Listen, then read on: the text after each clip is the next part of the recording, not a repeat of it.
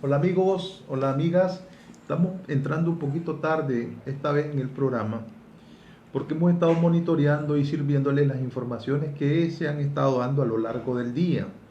Hoy hubo un plantón en las inmediaciones del centro Pelas, un plantón que fue impedido pues, de realizarse la marcha, como ya todos ustedes saben, pero que fue un plantón sumamente exitoso porque logró reunir a una buena cantidad de jóvenes que protestaron, ¿verdad? Como solo ellos saben hacerlo, haciendo una verdadera parodia de todo lo que significan los vicios y los excesos de los dirigentes de este gobierno.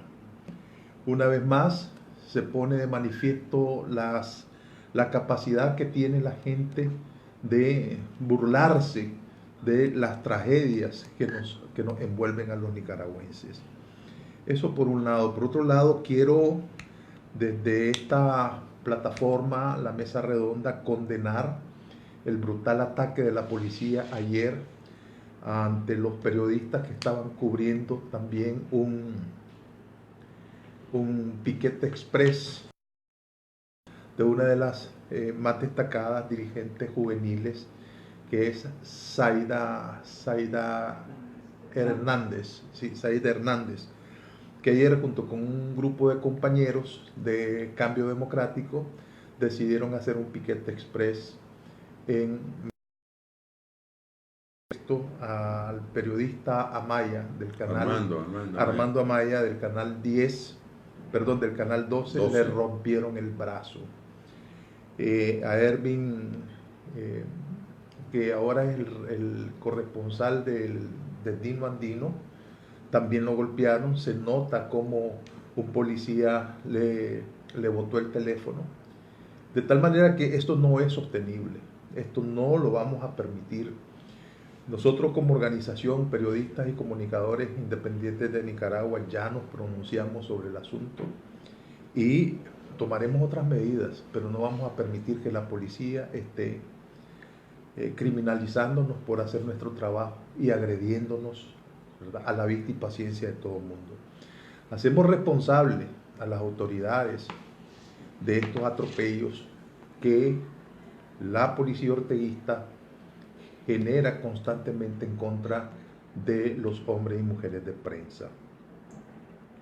Hoy el plantón que estaba en Casa Pelas se trasladaron y se juntaron con los universitarios de la Universidad Centroamericana. En este momento se realiza ahí una marcha interna en los predios del recinto universitario en repudio exactamente a las medidas que ha venido tomando el gobierno en contra de la represión y la liberación de los presos políticos.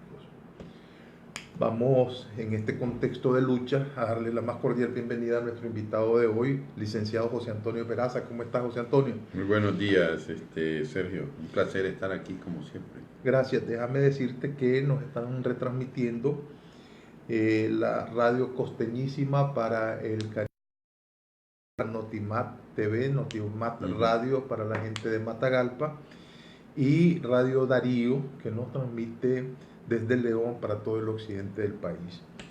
Bueno, ¿cuáles son las posibles salidas a la crisis político-social? Este tema es recurrente, variando. Por ejemplo, penden sobre el cuello de muchos funcionarios de gobierno la aplicación de sanciones por parte de la Unión Europea. Ese es un mecanismo de presión para que el norte entienda que tiene que sentarse a negociar, que tiene que negociar unas reformas electorales, y que tiene que garantizar transparencia en esas elecciones para que mantengamos la fiesta en paz. Pero bueno, además de eso, ¿verdad?, hay una serie de medidas económicas que el gobierno ha tomado donde burla, ¿verdad?, digamos, el sentimiento sobre todo de los cotizantes, de los ahorrantes del Seguro Social, ¿verdad?, que la van a ver negra con este paquete de reformas que ha habido. sobre todo la del deslizamiento. Ayer nos estuvo explicando eso Michael Marenco. Ujú. Pero bueno, ¿cuáles son o cuáles serían las posibles salidas a la crisis, tomando en cuenta lo que se ha movido en la coyuntura?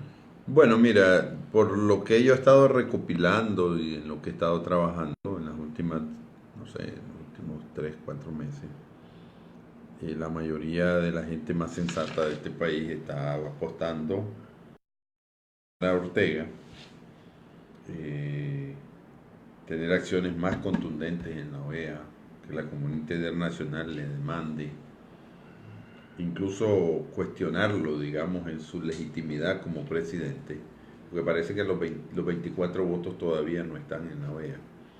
Entonces, la idea es, a ver, presionar a Ortega para que pueda aceptar un proceso de negociación, ¿verdad? Donde se negocie la reforma electoral, que no va a ser perfecta, simplemente Un acuerdo político. un acuerdo político para tener un proceso electoral y que nos permita transitar la democracia.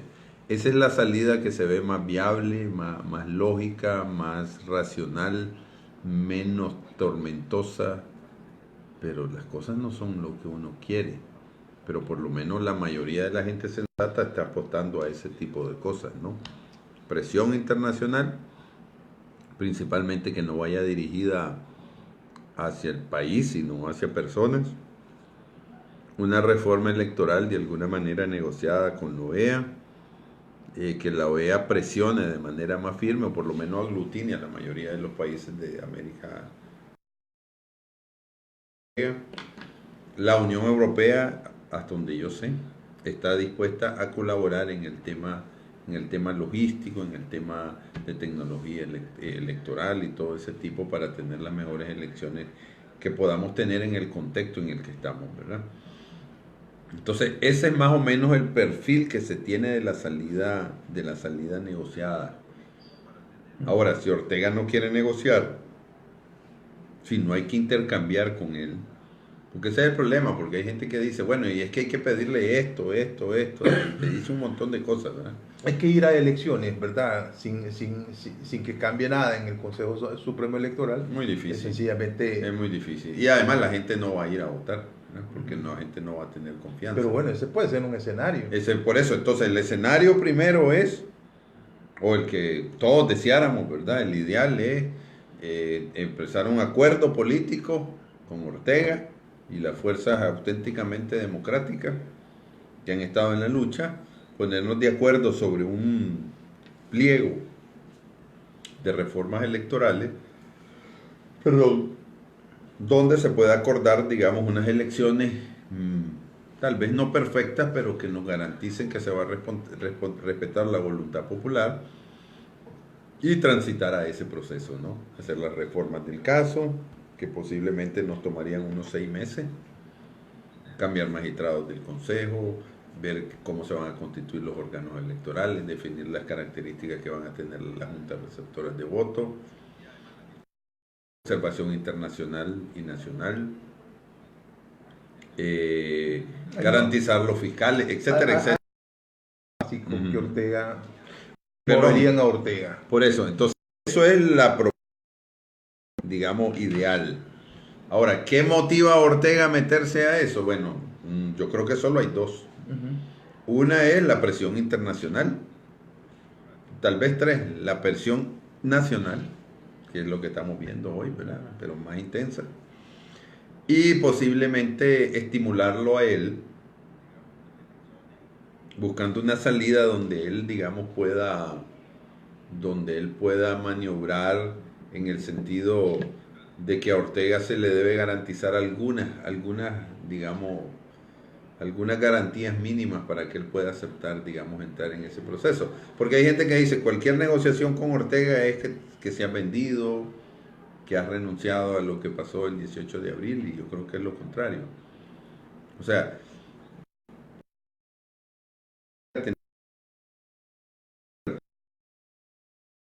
para que pueda negociar. ¿Por qué solamente en lo que a Ortega le puede satisfacer y no en lo que le puede satisfacer a la oposición? Entonces, por eso, cuando digo eso, la oposición ya tiene un pedido enorme tiene un pedido enorme de cosas, ¿verdad? O sea, seguir agregando cosas creo que no Bueno, es... yo te iba a hacer una pregunta, es decir, la conformación de la famosa concertación o gran alianza. ¿Cómo está eso? ¿Cómo ves eso? Mira, hasta donde yo tengo conocimiento, Ujú. porque yo me mantengo en contacto con los dos actores, es que el proceso de acercamiento ha ido intenso. Hubo una reunión el viernes pasado donde ya se plantearon, por ejemplo, el esquema discutiendo de hace varios días, pero meses. Y como le decíamos a uno de los miembros que está en ese proceso de negociación, esto debería estar terminado, concluido antes de que termine el año. En otras palabras, tienen 2 meses para resolver ese problema. Más de 2 meses ya sería un poco complejo y también... Pero eso se dijo a principios de octubre. Por eso, también. y también se le decimos si hace y no quiere llegar a ningún acuerdo, pues yo creo ¿Por qué ha tardado tanto la unidad? Bueno, porque es difícil, porque hay sectores disímiles, tienen maneras de funcionamiento diferentes. Una cosa es cómo se maneja la UNAP y otra cosa es cómo se maneja la Alianza Cívica. Por ejemplo, la UNAP ahorita tiene un proceso de definir cuáles son los mecanismos para elegir al nuevo Consejo Político. Y eso implica involucrar a 90 organizaciones. Yo estuve presente en el proceso de definir esos criterios y ha sido un proceso, te lo digo, que yo estuve ahí, un proceso profundamente democrático y participativo. ¿Verdad? Pero no es sencillo, porque hay que ponerse de acuerdo con 90 organizaciones, gente que opina, que tiene visiones diferentes, que apoya a personas diferentes, pero se ha logrado. Y haciéndolo en gran medida... Pero eso es a lo interno de la Unidad Nacional. A través de la Unidad Nacional. Ahora, dentro de la Unidad Nacional está la alianza. Sí, pero la alianza no participa como ente diferente. Podrían tener un representante, pero seamos claros, hay 2 organizaciones, una es la Unidad Nacional Azul y Blanco y otra es la Alianza Cívica. Habían hablado del 7+7. Perdón, 7 delegados por cada organización. Sí, y va a haber la próxima semana, hasta donde yo sé,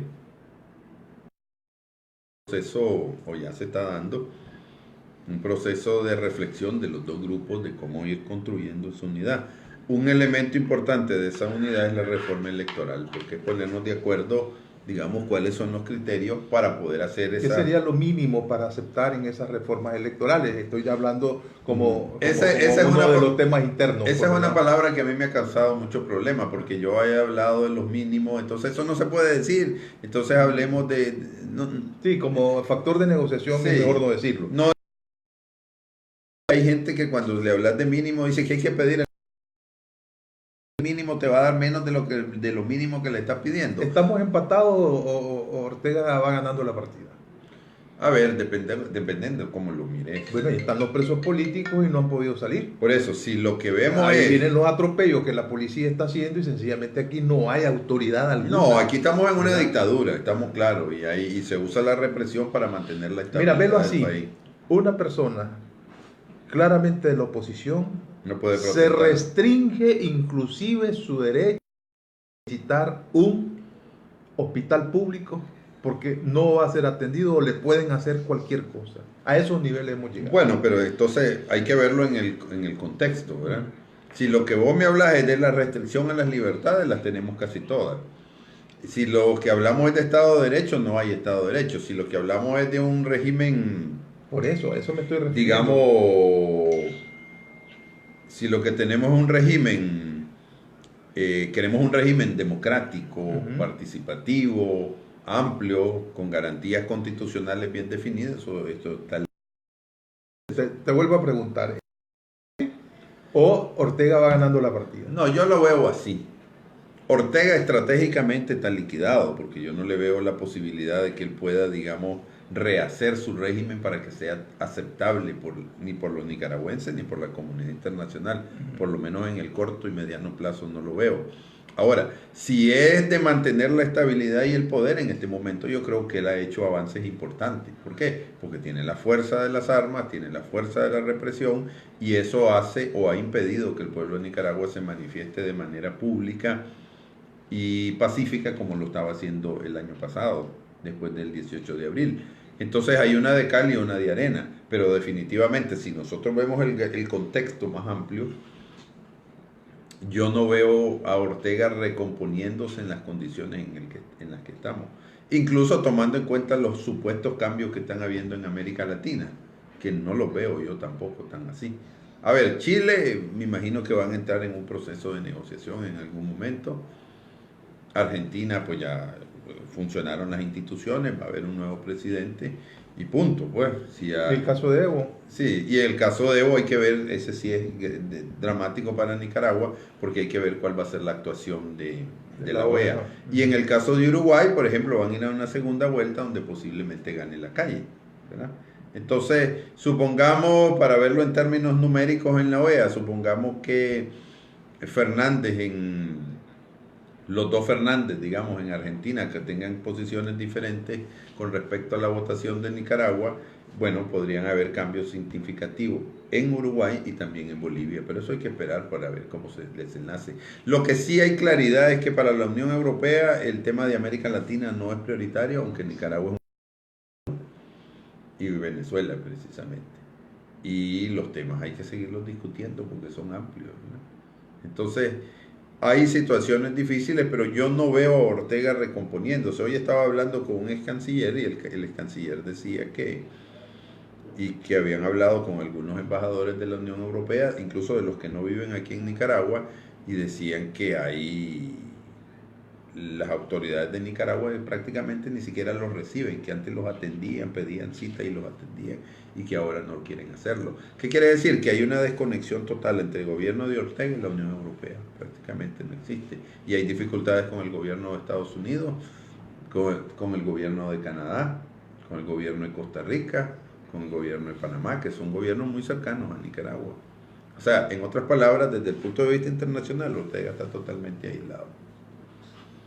¿Cuáles son sus apoyos? Básicamente es Cuba y Venezuela. Entonces, en esas condiciones es bien difícil que un gobierno se maneje, ¿no? Se maneje. También me dijeron, yo no sé cuánto puede ser, de que el canciller Moncada hizo un periplo por toda Europa planteando cosas, alargando los periodos de Ortega con ofrecimiento que después de ese periodo sí iban a quedar las cosas institucionalmente todas resueltas. Yo creo que eso va a ser muy difícil que alguien lo pueda creer de manera sincera.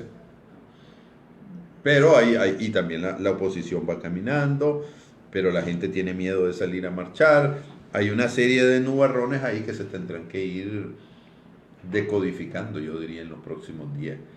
Elemento fundamental para el próximo año es tener una unidad ya definida. Después se ve los otros elementos que son también importantísimos. Pero si no tenés el consenso ni para eso, yo creo que va a ser más difícil impulsar algo.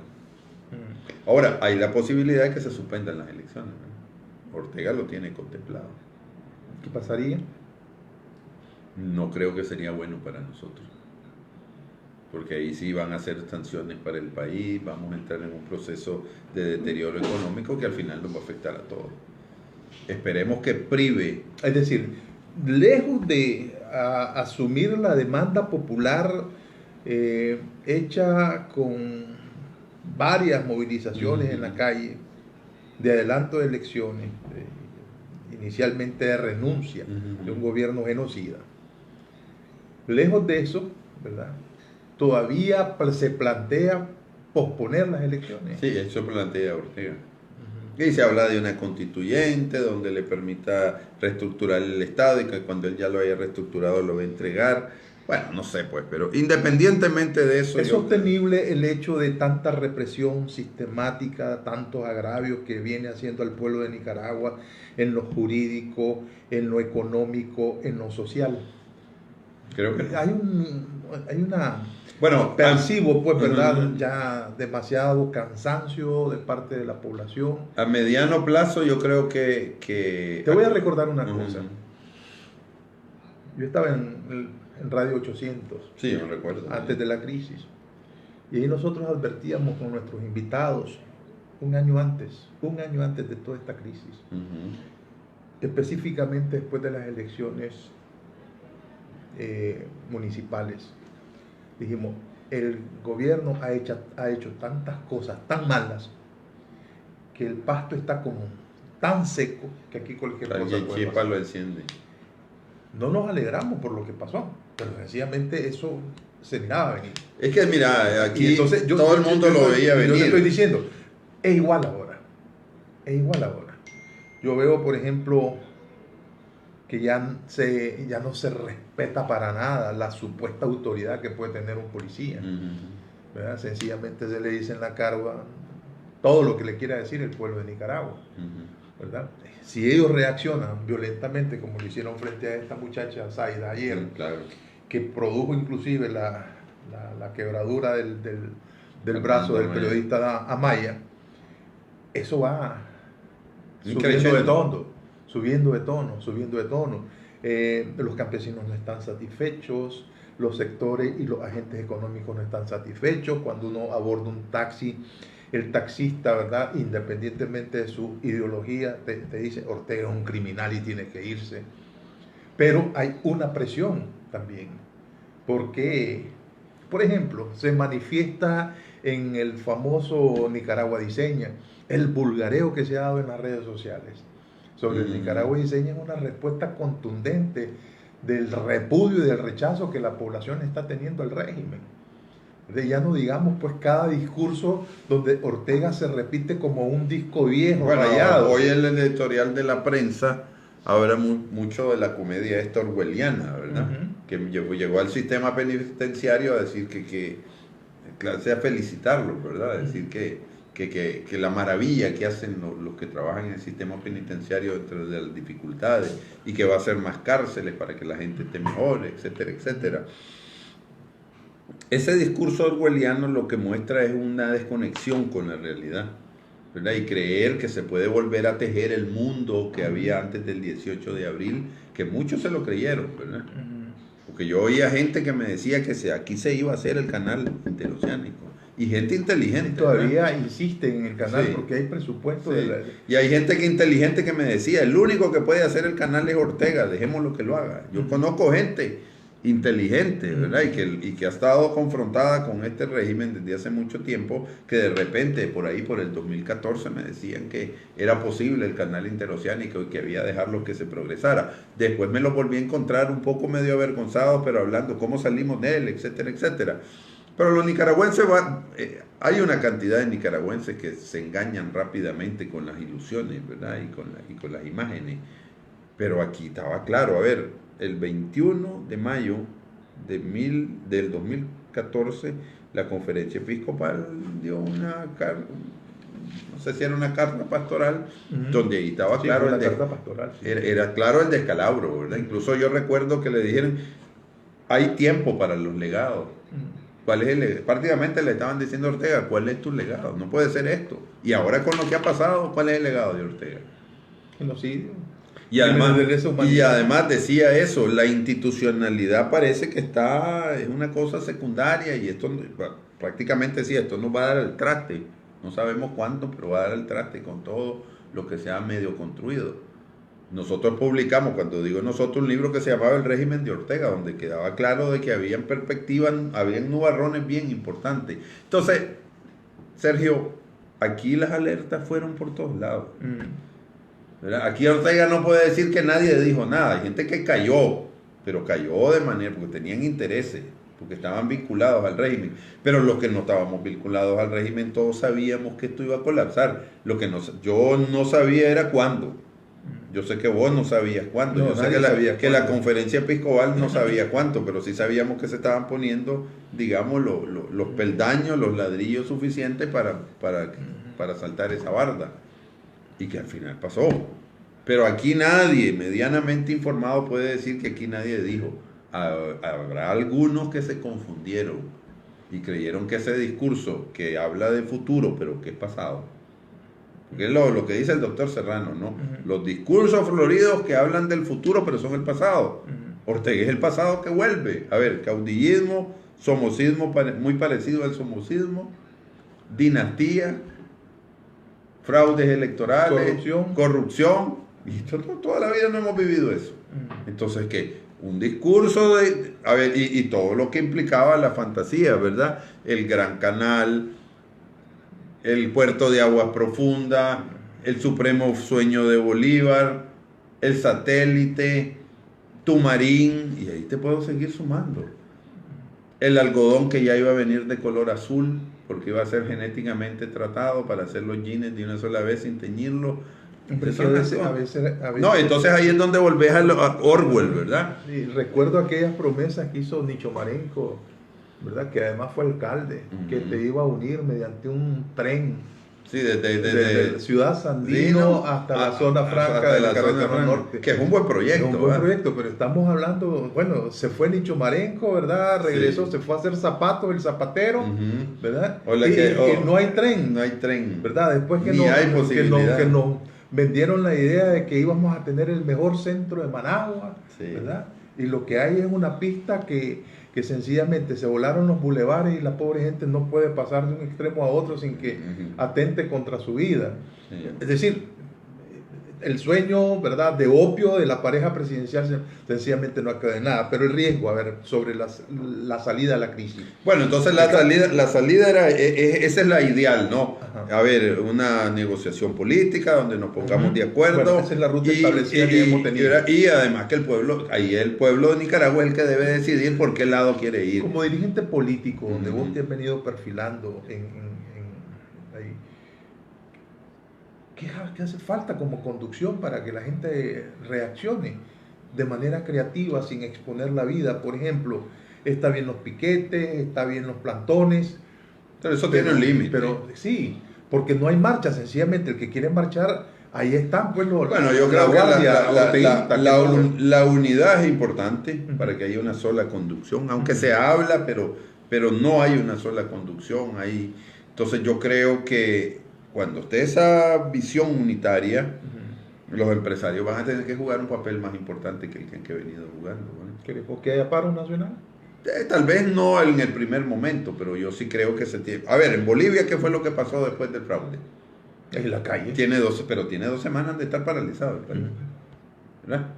Posiblemente aquí no lo podés hacer ahorita, pero aquí hay que presionar todo para llegar a una conclusión. Pero me estás hablando de un hecho posterior a una travesura, entre comillas, de don Evo Morales y compañía. Pero ahorita... el escenario sería ese, aquí habría una guerra. Es decir, si Ortega, ¿verdad?, sale con un fraude en las elecciones del 2021, ¿verdad? Sencillamente aquí se incendia Nicaragua. No va a haber una guerra de manera inmediata, pero va a haber una rebelión y va a haber una represión muy dura que no sé en qué va a terminar. Este país es explosivo, y lo conocemos. El país más explosivo de Centroamérica. No es el más violento, es el más explosivo. ¿Verdad? Este país es bien explosivo. Y siempre puede parecer las aguas más calmas del Porque mundo. si hay una conclusión que hay que sacar en claro es que Ortega no quiere entregar. No, entonces ahí venimos. Entonces lo que tenemos que obligar a Ortega es que empiece a negociar su salida, porque en realidad todo lo que hagamos es para buscar la salida de Ortega. Lo que hay que ver es cómo se va a hacer ordenada, precisamente para que nos evitemos la muerte, la destrucción, el dolor, que ya lo hemos vivido. Es que no le importa. Claro, entonces tenemos que obligarlo, porque si lo dejas a la libre, él lo único que quiere es permanecer en el poder y trasladárselo a los suyos cuando él desaparezca. Y eso es lo que no podemos permitir, principalmente en el siglo XXI, porque como sociedad y como pueblo damos mucho que desear, ¿verdad? De que no podamos resolver estos problemas si no es a través de una guerra civil o la violencia. Entonces, ese estilo de avanzar políticamente tenemos que cambiarlo. Y desde luego se siente. Pero eso significa mayor sufrimiento del pueblo nicaragüense. No, yo creo que significa más paciencia. No, porque, a ver, un enfrentamiento en las calles, sí. No, eso es en el escenario de las elecciones, bueno, ¿verdad? Ya cuando se haya hecho. Pero ahorita salís a la calle y empezás a protestar, te van a reprimir. Pero que vos tenés que tener, la unidad como un elemento básico, ¿verdad? Para marcar una estrategia de desalojo del gobierno por parte de Ortega.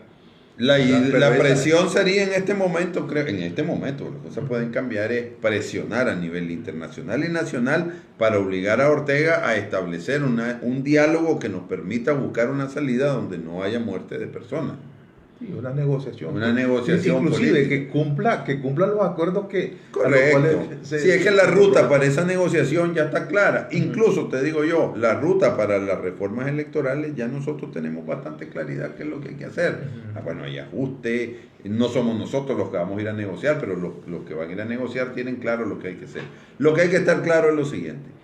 Ortega no te va a entregar el poder porque él determinó magnánimamente en algún momento que sí puede hacerlo.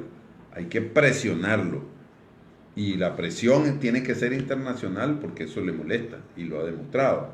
Y la presión nacional tiene que ser. Y la presión nacional va a ser cuando estemos unidos y cuando tomemos riesgos. Porque aquí, ¿verdad? La forma en que lo hemos estado haciendo, que es prudente, que es ciudadana, que es sana, que evita, digamos, una confrontación directa, ha funcionado, pero yo creo que en algún momento tendremos que pasar a protestas de mayor envergadura. ¿Quién va a liderar esto? ¿Cómo va a ser? Bueno, yo creo que esos son procesos que hay que ir construyendo y que todavía no están listos. ¿Por qué? Porque la protesta después del 18 de abril fue espontánea. La gente salió a las calles protestando porque la gente quería y quiere un cambio. La gente quiere algo nuevo. La gente está cansada de lo que hemos vivido en los últimos 40 años. La gente no quiere nada de eso, pero hay gente que se resiste a estos cambios. Los órganos represores están ahí, están, actuando con impunidad. No hay un solo policía preso, ni siquiera enjuiciado. Y van a seguir ahí. ¿Verdad? Ahí están los paramilitares, ¿verdad? Que te hacen a la vista y paciencia de todo el mundo lo que ellos quieran hacer. Y ahí van a seguir, porque yo no veo a Ortega guardando a sus paramilitares, porque precisamente lo que le da seguridad a él de poder negociar en mejores condiciones es eso. Entonces ese proceso va a ser paulatino y vamos a necesitar de mucha paciencia, de mucha madurez, porque hay gente que quiere, es que es ya. No es ya. Este es un proceso de tire y encoge. No, la gente quiere ya. Sí, yo también lo quiero ya, pero no va a ser ya. La gente quiere ya porque hay presos que están presos injustamente y hay gente que los está torturando, exactamente. Pero van a salir porque yo lo quiero ya. No, tenemos que empezar un por proceso. Eso, pues, pero la gente está cansada. Ni siquiera tenemos diálogo. Las madres de familia, ¿verdad? Que no han tenido respiro, ni siquiera tienen, ¿verdad? La posibilidad de buscar un cauce legal. A ver, ellas que en medio de su desesperación han buscado alianzas con algunos partidos políticos para ir y poner leyes. Ni siquiera la Asamblea Nacional, donde es el órgano. Pero es que ese no es el cauce. Bueno, el cauce es Ortega y hay que negociar con él. Entonces hay que apretar la parada. Los que llegaban a negociar al INCAE. Porque a propósito de una fotografía que han estado circulando en el contexto de una celebración en una embajada alemana, donde llegó el hijo del dictador que le gusta usar relojes de $50,000. No caros, sencillamente totalmente vulgares alrededor del país más empobrecido del continente americano, y sencillamente un muchachito, hijo de casa, sencillamente utiliza pues una prenda de ese calibre, pues, ¿verdad? Pero bueno, ahí estuvo, ¿verdad? Tomándose fotografías con los otros actores. Eso ha sido sumamente criticado en las redes sociales. Dicen, ¿cómo es posible, ¿verdad?, que llevemos esta lucha, ¿verdad?, y estemos transigiendo, por lo menos respirando la misma habitación con estos fulanos que son totalmente criminales y asesinos? Bueno, eso es lo que dicen las redes sociales. Que la invitación la hizo la embajada alemana, entonces hay solo dos posibilidades. O no voy, o si voy, me voy. Llegué, no me gustó el ambiente y me voy. Porque hay personas que salen inclusive sonriendo pues con el dictador. Ahora la idea donde aquí estamos de luto. A la idea donde yo sé era del embajador crear, crear un ambiente donde pudiese determinar un mensaje que fue básicamente el que estamos dando aquí. Siéntense a negociar porque la salida de esta crisis, la mayoría, por no decir el 100%. Sí, pero si se van a sentar a negociar, que cumpla con lo que se ha comprometido en la negociación pasada. Para eso hay que deje de torturar a los pobres muchachos. Pero yo no lo puedo evitar eso. No, yo lo sé, pero ¿cómo le quiebran el tabique nasal y una costilla a uno de los presos políticos y después sale diciendo él, ¿verdad?, celebrando que sus torturadores, ¿verdad?, están haciendo un buen trabajo. Están haciendo un buen trabajo. Eso estamos hablando, que es orwelliano. Te habla de paz y patrulla todos los días en la calle. Bueno, ¿verdad? Yo no sé, pero habrá que ser sumamente creativo, Yo lo sé. El aspecto de la unidad que ya se requiere porque hay cansancio. No, ayer debió haber sido. Antier. Pero no se ha dado, entonces hay que trabajar Entonces es intensamente para responsabilidad y hay sea. que emplazarlos. Ajá. Y aquí se emplaza públicamente que es responsabilidad de ellos el hecho de que Ortega esté haciendo lo que está haciendo. Pues, definitivamente. Estamos de acuerdo. Te agradezco tu tiempo, José Antonio. Muchas gracias por haber estado con nosotros. Muchas gracias a nuestros amigos por sus comentarios. Emil Solá dice: las Fuerzas Armadas y la policía, ¿qué va a pasar con esas variables por Ortega? Eso ya lo hemos abordado en este programa, pero lo vamos a seguir haciendo. Muchas gracias, amigos. Nos vemos mañana en otro programa de La Mesa Redonda.